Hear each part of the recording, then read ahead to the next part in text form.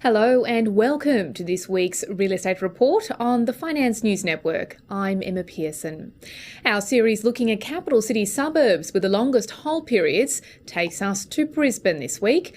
We speak with Adam Beck from the Green Building Council of Australia about the council's Green Star Communities project and a new MOU signed with the Planning Institute of Australia.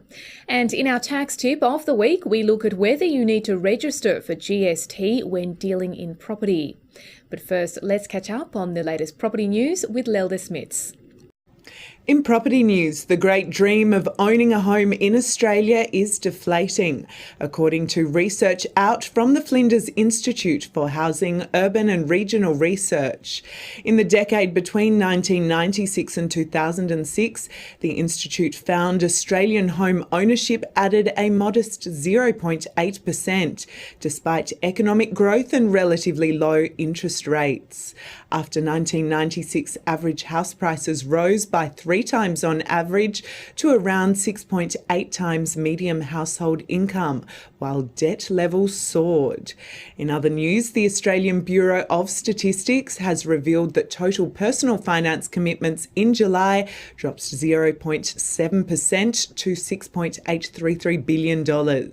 Owner-occupied housing finance was up 2.3% to $13.761 billion, also for the month of July. In our Suburb in Focus section, we continue a series looking at suburbs with the longest hold periods in capital cities around Australia. This week, we look at 2 suburbs in Brisbane. First, let's take a look at the housing market in Point Lookout, located around 62 kilometres east of Brisbane's CBD. According to figures from RP data, properties in Point Lookout are held for just over 14 years, one of the longest hold periods of any suburb in Brisbane. The suburb's population in the 2006 census was 669. Point Lookout is a small village located on the east coast of North Stradbroke Island. The suburb is made up of residential housing and tourist apartments close to the beach, all built on top of ridges to make the most of the views of the Pacific Ocean. There are a number of small shops, cafes and restaurants in Point Lookout, a caravan park and a lighthouse. Turning to the figures, and the median house price in Point Lookout in the year to May 2010 was $897,500. The average hold period for a house in the suburb is 14.2 years, with 14 properties sold in Point Lookout for the 12-month period. Our next suburb is the house market in Sheldon, located around 31.5 kilometres southeast of Brisbane CBD. RP data figures reveal the properties in Sheldon are held on average just under 14.5 years before being sold. This is the longest hold period for any suburb in Brisbane.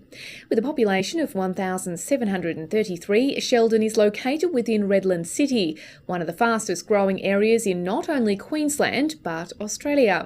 Sheldon is also part of the southeast Queensland's largest koala protection zones and plays an important role in the preservation of Queensland's koala population. Taking a look at the figures now, and the median house price in Sheldon for the year to May 2010 was $760,000. The average hold period for a property in the suburb was 14.4 years, with 20 properties sold in the 12-month period. Let's now turn to our interview, and this week we speak to Adam Beck from the Green Building Council of Australia about the council's Green Star Communities project and the significance of a recently signed MOU with the Planning Institute of Australia. Well, the first thing we're trying to do is establish a common language around the idea of sustainable communities.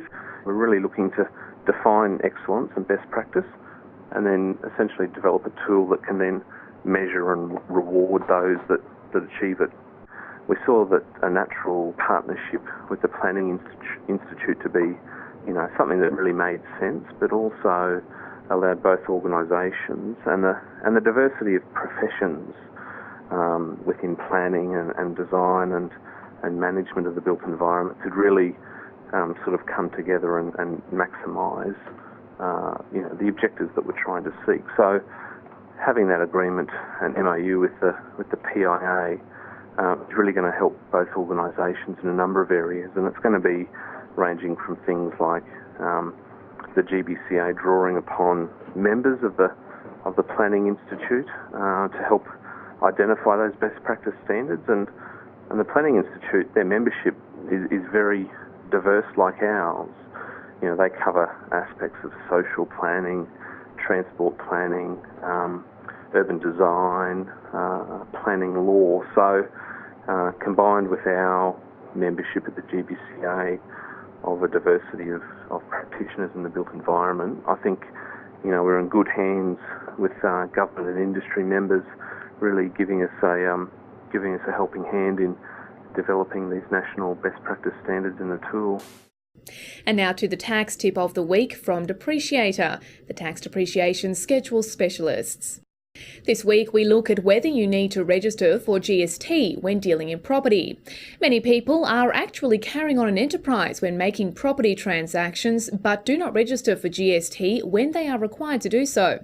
If you do not register for GST and you are required to do so, you may have to pay GST on the sales you have made since the date you became required to register, even if you did not include GST in the price of those sales. Penalties and interest may also apply.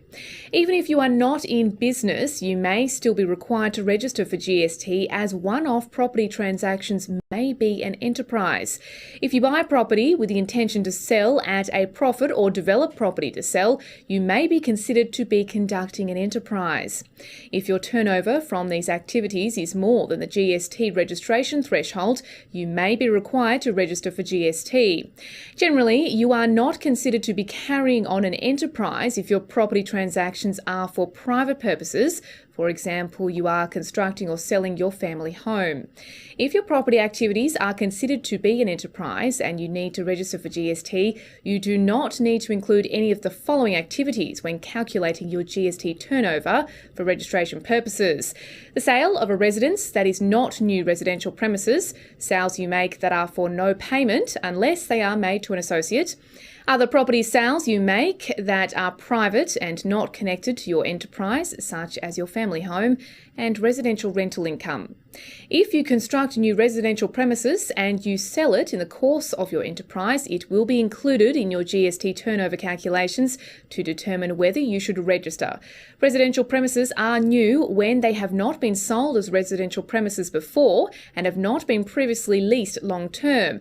They have been created through substantial renovations. New buildings replaced demolished buildings on the same land. And as always, remember to consult with a tax accountant or tax professional before making any tax-related decisions. And that is the Real Estate Report for Monday, the 20th of September. Thanks for joining us. I'm Emma Pearson for the Finance News Network.